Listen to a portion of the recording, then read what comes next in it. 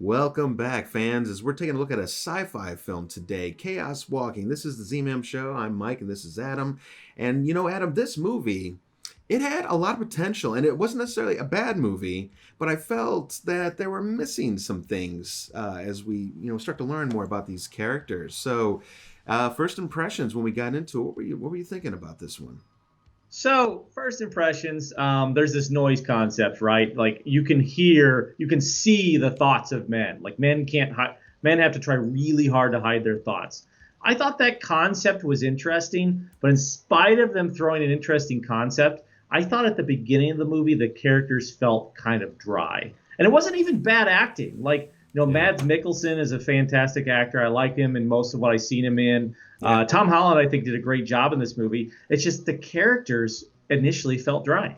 Yeah, they were a little dry, but an interesting premise. I guess Earth dying out. We've seen that played out many, many times before, but they didn't spend much time on it. We're on this, they call it New World, so let's just get straight into it. It was a little distracting that this new world looked very, very, very much like Earth. I mean, and by the way, it would make sense because if we're going to survive, we need Earth-like conditions.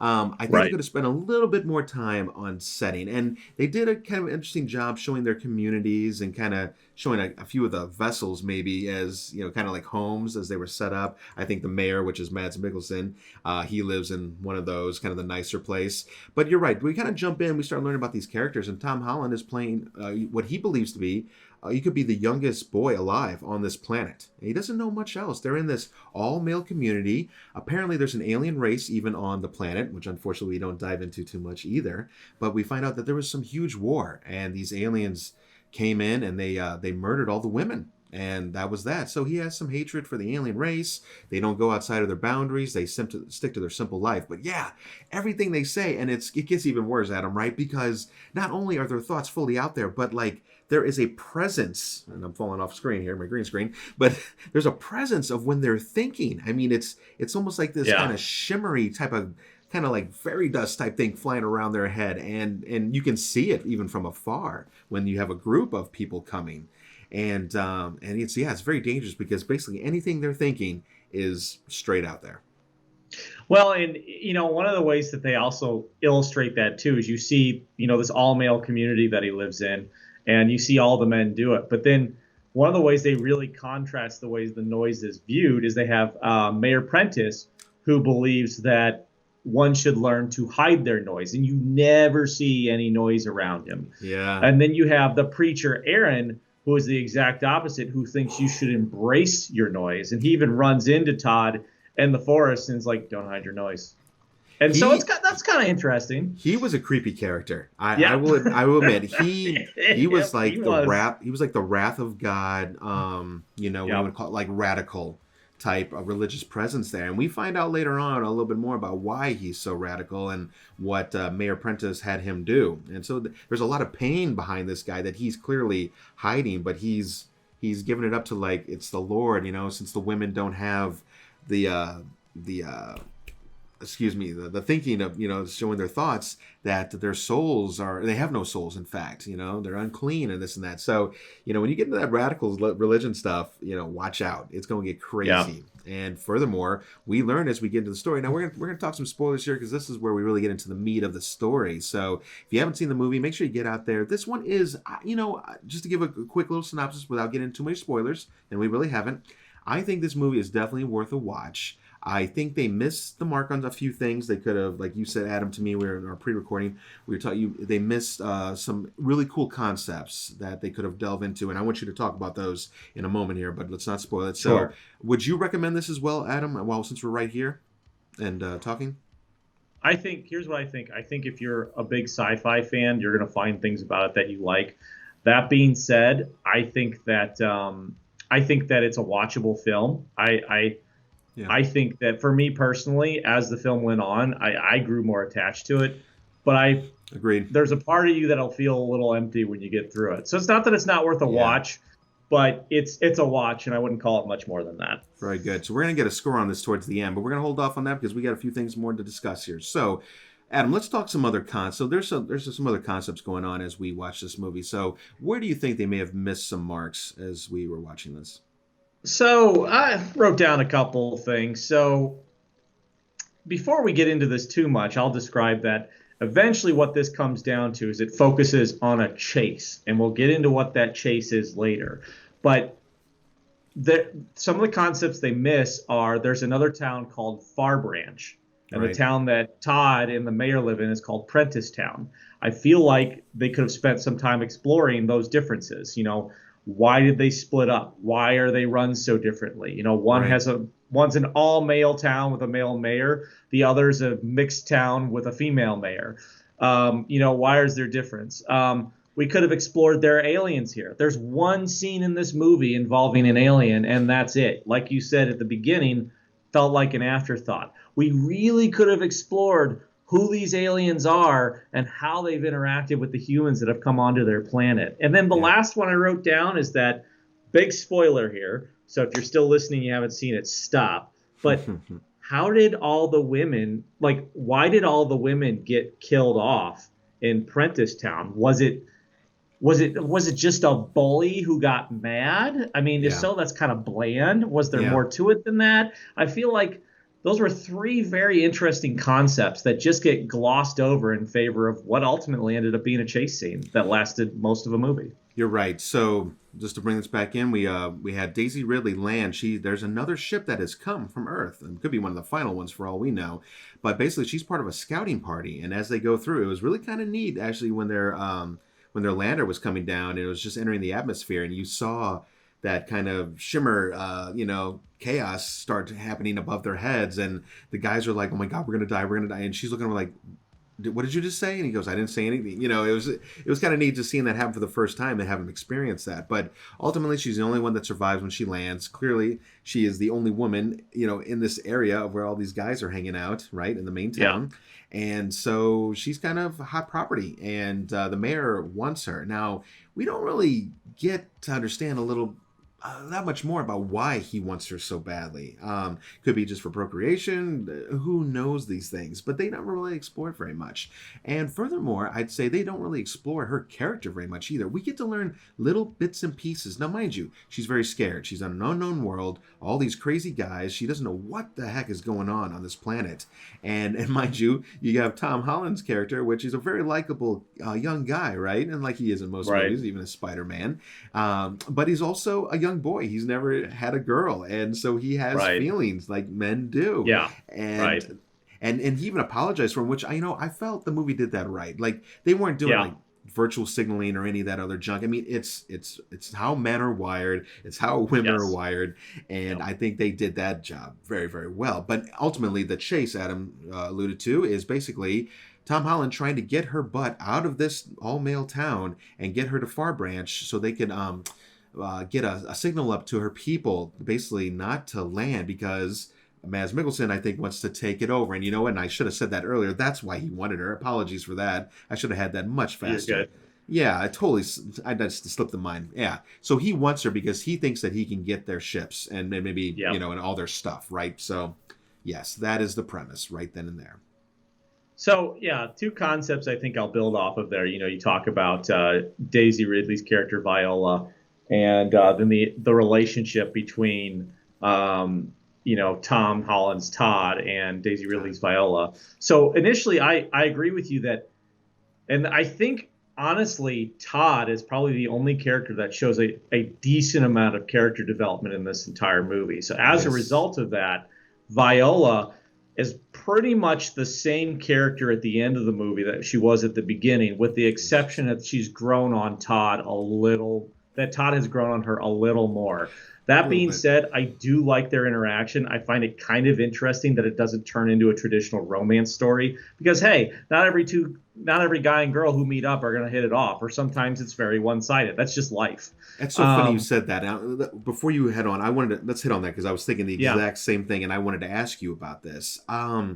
So do Do you think you would? I mean, I agree. I know it's kind of cliche. Oh, the boy and girl fall in love, but I mean, let's face it, they are the only boy and girl in a big radius. And I mean, she's always been. Do you think it would have been more interesting, and maybe we would have cared a little bit more for her character if maybe she would have given Todd more of a chance, and they would have maybe had a relationship?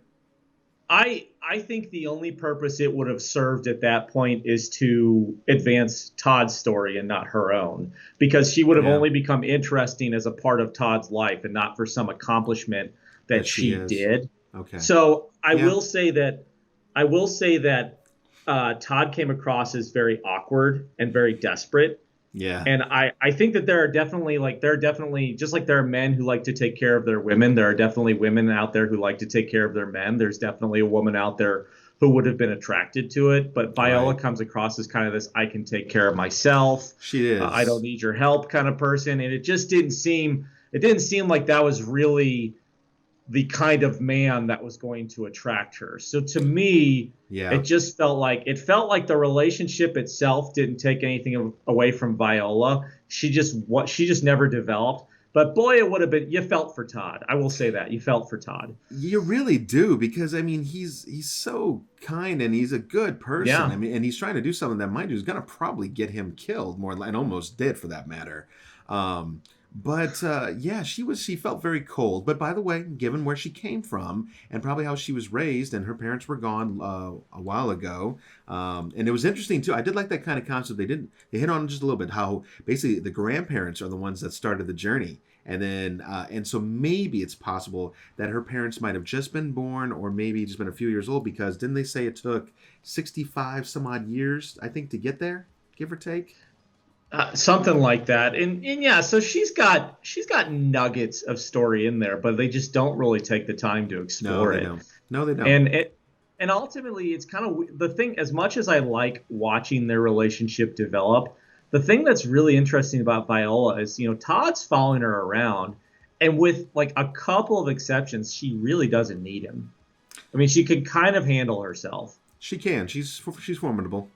Yep. So, I mean, I can think of a scene where he saves her from drowning because she can't swim. And I Yeah. can think of a scene where, she convinces her to follow him because he's got like a map in his noise. And like Right. outside of that, I feel like there are times where she's actually like dragging him along. So, I mean, I don't know. Yeah. I could totally see how she'd be like, yeah, I just don't need this guy. Yes, so coming from her side, yeah, and even though she did need him, but you're right, in her mind, she probably doesn't think that she needs him, and so that would make Right. sense. But this chase, it kind of continues on. We get to learn some pieces. We get to see a few new communities. We get to see one of the first ships that actually everyone landed on. But yeah, we just unfortunately miss out on a lot of the history, which could have really built this movie up. And I think we get just wasted time to some people, like, and no offense, Nick Jonas, but I mean, he plays the son of the mayor, Davey, and he's just a real, honestly, d-bag of a guy. And Yeah.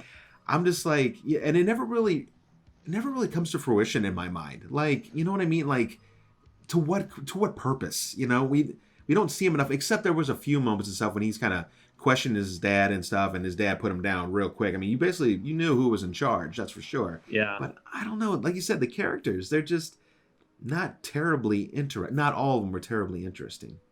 Well, yeah, I mean, he's kind of a goon whose only real contribution to the plot is being a minor adversary of Todd's for like the first 30 minutes of the movie. And And it's minor.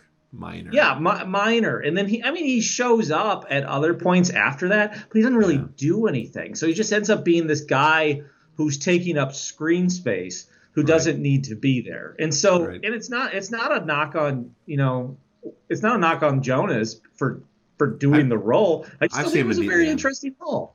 It was, and they needed somebody. So if it had to be him, it had to Yeah, be him. Shame that that's probably the character he chose. His talents could have probably been better used somewhere else. But probably. But anyways, as we get through this story, and again, she's trying to send the signal to her people, basically to warn them, say, hey, you might get ambushed when you come down, if you're going to come down. And by the time they even get to the place where they need to send this signal, which, again, another thing they have to do, I don't know, not really chase the MacGuffin type deal, but in some ways. But Yeah. I think that could be used for a lot of movies. So I sometimes don't like using that phrase, because isn't a lot of movies usually you're trying to get to something to get to something? But Sure.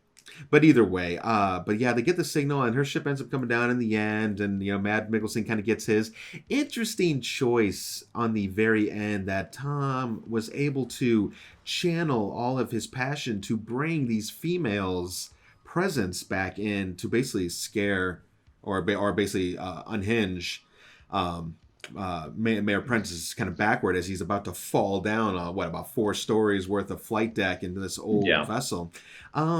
But I'm thinking to myself, but it really made me wonder, does this make sense? Because I mean, he's had to deal with this for years. I mean, was he really afraid of that? I mean, he knows those women aren't really there. I maybe caught up in the moment. Maybe that could be argued. And like, oh, what the hell? So here's my take on that. And when I say this, I'm not saying it saves the movie. I mean, Yeah. like I said, it's somewhere it's watchable. It's got its flaws. I think here's how I interpret that character. Mayor Prentice has justified his actions by Yeah. basically claiming that men are superior, women are inferior, and I did this to kind of weed out the weak. And I think what Todd ends up doing is Yeah. he ends up using the projections of these women Okay. to show Mayor Prentice that his alleged superiority is really fear in disguise, Yeah. and that as big and bad as he thinks he is, He's the only reason he ever killed them is he was afraid of them. And I think Okay.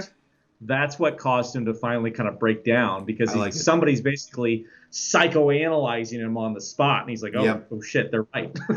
So I like that. That's a great explanation, and that makes perfect sense to me. So thank you for that. That clears Yeah, up no problem. some things. But but the fact that he was able to do that. Now, true, they were kind of pinpointing at ideas that he was kind of able to hide, because right, all the other guys, their thoughts were way out there in the open, right? None of them Yeah. could really stop it. But man, he would always be like, "I am Todd Hewitt." He was trying to find ways. I wish, instead of them wasting so much time on hearing that his name was Todd Hewitt, I wish they could have been showing more of him kind of maybe developing those skills. Yeah. I mean, it's kind of like the Force in some ways, guys, if you want to think of it a certain way. I mean, it's kind of this mystical power and energy that you have to learn to control. And if maybe we could have gotten a little bit more, I'm not saying you got to dive all into it and find out where it came from. No. But just a little bit more, so that when at the end and he hits us with that big, move, it's like, yeah, he's working Right. it out, right? Instead of just, Yeah. I'm no longer Out Todd of the Hewitt. blue. I'm projecting everybody, and I'm going to scare your Yeah. ass off this side. No, I like that.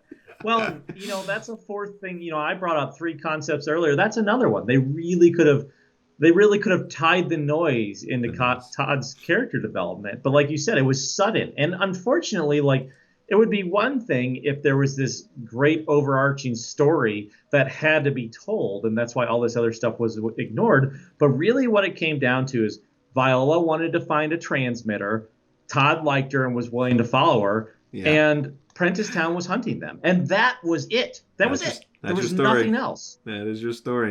And it's not a bad story, but there's so many more interesting things to explore. That's like, why die on that hill? Yeah. Why down? And then the aliens, even the one alien scene we see. Well, by the way, the alien was scared. I think it was missing an arm, actually. Interesting enough.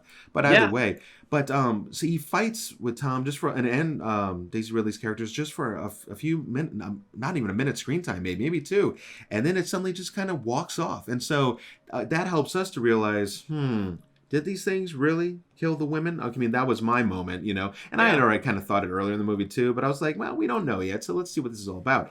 But with it missing its arm, now that kind of provokes me to wonder, did that war actually happen?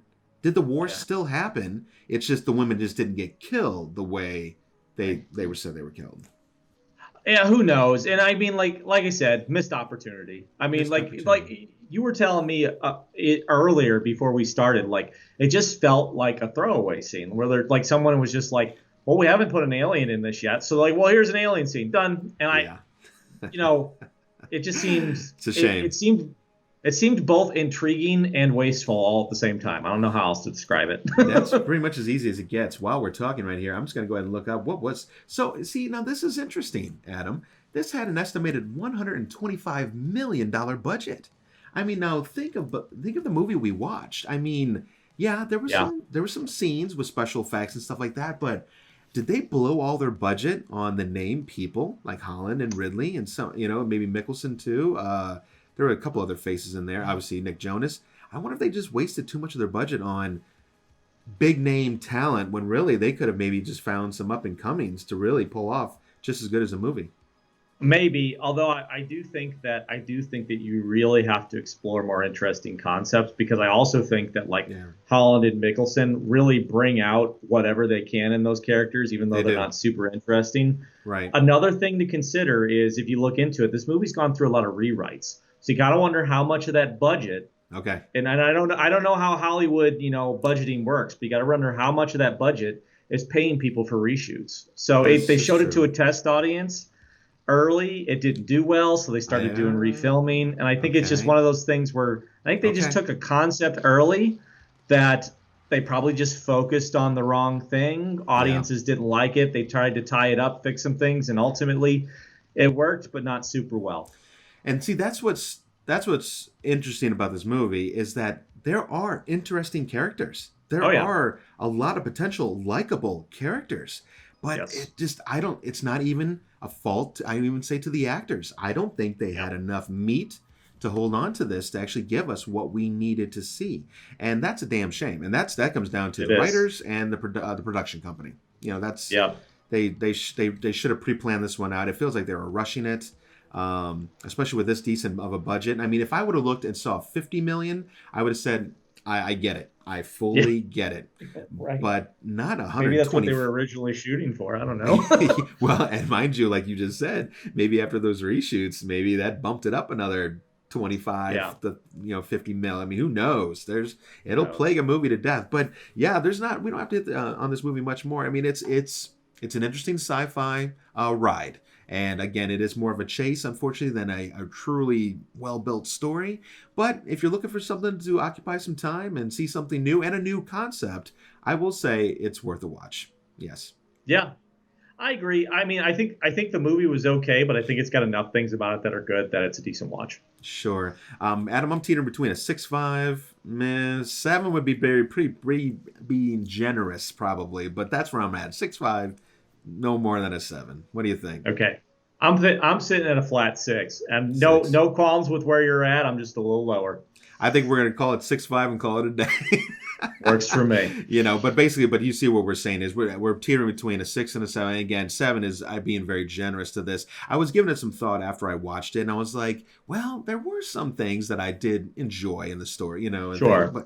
But again, some like to be generous with their scores, others don't, and for good reasons too. In fact, just mentioning to the audience or whoever's sticking in with us, there was someone that came in our WW84 review and mentioned like how the movie was not as bad as what people are portraying, and it's not the worst movie out there for when it comes to superheroes. He said Suicide Squad is, and I did some looking on IMDb. Suicide Squad had a 6. WWE4 still holding around a 5.4. That's a half-point gap and thousands of reviews. And I just mentioned to him, I said, hey, listen, I'm not here to change your mind. You like the movie, enjoy, and there's nothing wrong about that.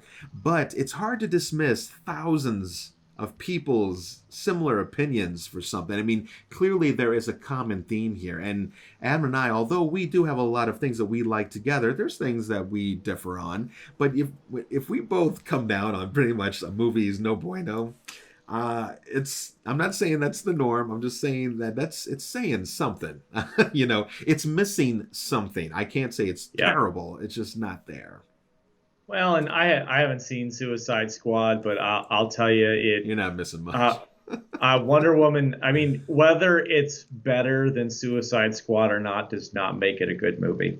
Yeah, that's just true. This is true, and I told him that too. And like we've mentioned too, like on Godzilla versus Kong.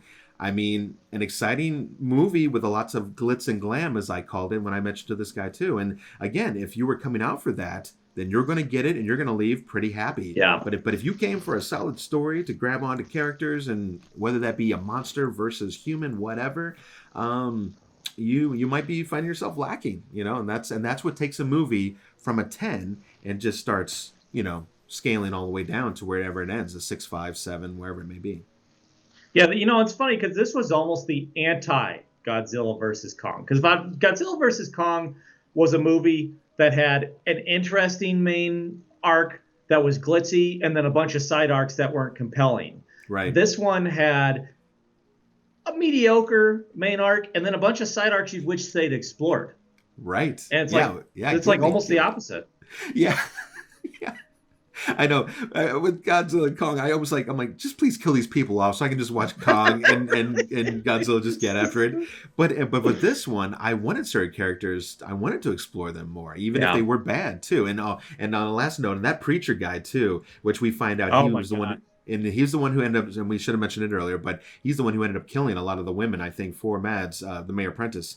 And this dude, he was wrath. And it was interesting because his noise, you notice, was different. It was like it felt like rage, and so there was different levels of this noise. And just like Prentice's too, Adam, don't forget, when I think he'd say something along the lines, I'm going to muck it up, but he's like, I am the circle or something like that. And there was this blue aura that went around him, and it was basically protecting his thoughts. And again, great premises. Give us some more, damn it. Right. So anyways, but pretty cool movies. So anyways, check it out. This is ZMAM Show. Come out on Wednesdays. I've been getting content out a little bit later in the week sometimes just because of busy schedule, but we get these reviews out weekly, so check that out. I still do Fear the Walking Dead and other zombie stuff along the way. I hope to be filming very, very soon for our Dead Nightmare indie series, so go check that out on our channel. And other than that, this is going to wrap this up, and we will catch you guys at the next review. Thanks for watching.